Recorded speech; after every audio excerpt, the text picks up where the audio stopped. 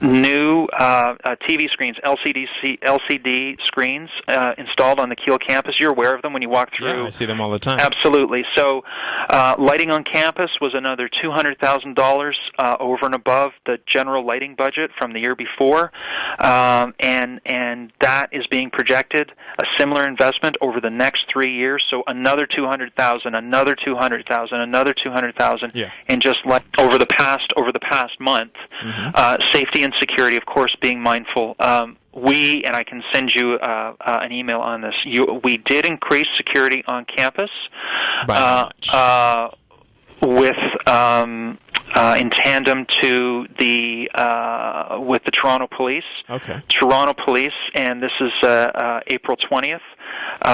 So we began increased patrols within the university boundaries, and we worked with Toronto Police Service to increase the patrols in and around the campus, specifically to the community to the south.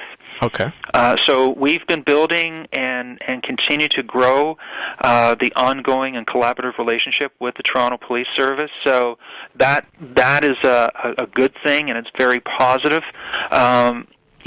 So there's also something too, which from a student's point of view, I think is of interest, because we have asked students to be a part of what's known as Town and Gown, which is a forum that brings together key constituents, including the City of Toronto, Toronto Police Service, Toronto Fire, Fire Marshals, students, the Residents Association from the South community, other community members, and that look at working to improve safety in the community off campus. So that's an off-campus entity that has been created, and that was created, reconstituted is what it's being called, Michael, but that was recreated last in March. So 2 months ago, Gotcha. Where everyone is coming to the table. I can't speculate on why that didn't exist before, but it's reconstituted.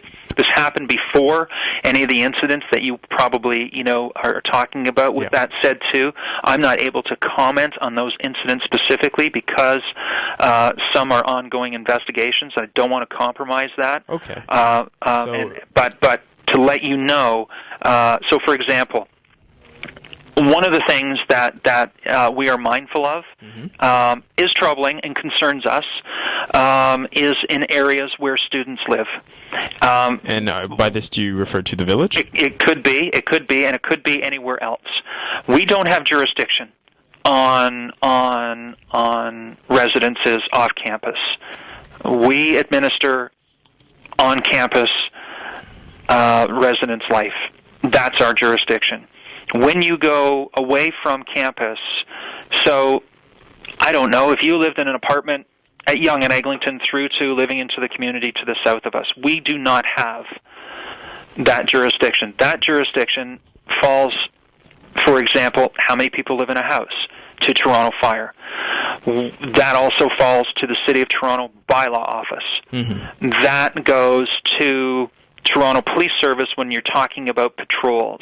And we've absolutely been talking to all of them. I guess the reason that it would concern the faculty is the administration rather is because there's a large amount, if not the grand majority, of people living in the village are York students. So even though it's not your jurisdiction, it is still absolutely a place where students at your university attend. So you've named a bunch of great initiatives that have happened over the last few years. I guess a lot of my readers would want to know what has happened since these events, since the death of Chen Liu, since these two assaults on Friday and Saturday. Right. So, the Saturday incidents that occurred off campus are off campus, and sadly, when it comes to jurisdiction, that is Toronto Police Service, and I don't know what Toronto Police Service is doing. I do know that after the tragic death of the ULE student, we worked directly with Toronto Police to increase patrols on foot and bike and car patrols on campus and in the community to the south of campus. With that said, York Security Services increased patrols and specifically in the evening. Could you give me a frequency? Well, from 7 o'clock to at night. Okay. So the day patrols were increased. The day patrols remain consistent, as has been explained to me, and the evening patrols were increased. Now, to let you know, I do not know what those figures are. Those figures are not communicated to me. They're private for security purposes. But it has been explained and expressed to me that the security patrols were significantly increased.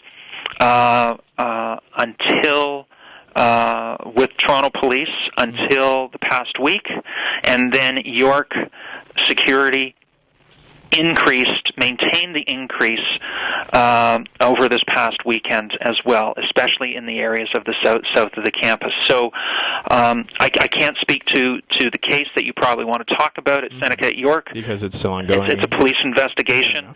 But I can tell you that whether it is, the GoSafe thing, is something, and the campus shuttle is something that is top of mind and has been top of mind for a number of years. So to let you know, and you're probably aware of GoSafe better than I am. I've taken it many times. Right. So if somebody wants to be walked to a residence, if somebody wants a walk to a car, if somebody wants a walk to a classroom, if somebody wants, a walk to the bus or York Lanes, or is going from, I don't know, the Tennis Center through to, the Commons or Very Hall, all they have to do is call. Somebody will come, and they'll be there as soon as possible to accompany those individuals. Now, once again, because it's not on university jurisdiction, GoSafe does not take students into the village? The shuttle does. Okay. The campus shuttle does. The campus shuttle does, and as I understand, has since for as long as there has been a campus shuttle. Cool. The campus shuttle goes two places. It goes through campus over to Jane and Shoreham, and then it also goes down through and into the community to the south of the campus. So it's in intervals of, I believe, 20 minutes or half an hour. It leaves from Very Hall, and it can stop at all points through and along the route. So that's a commitment that it has grown and continues to grow, and the administration. So to me, what a really tricky part of this entire sad situation is that the village is not in York University jurisdiction.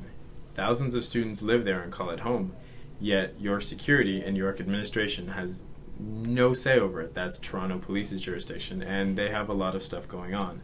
So when something like this happens, when it's our students being targeted, yet our administration can do little to nothing, and Toronto Police has other things going on, everyone is pointing fingers, and administration says bylaws in the village could be better. There are stories about how terrible housing situations are in the village, and everyone's pointing, and the students are left wondering who's going to help us. Mm-hmm. And there's actually, coming up in a little while, I'm going to have a brief interview segment that I did with the head of 31 Division's Media Relations, Wendy Drummond. But before I get to that, I just want to point out some of the numbers that Pigeon mentioned. Absolutely. Because he said every year, I believe it's roughly $9 million are put towards York Security, and in the past year, York has seen an increase of about $500,000 just towards security, which I think is a huge amount. And what that money has bought York and the students in terms of safety equipment is we are now, I think, up to about 600 cameras across the campus.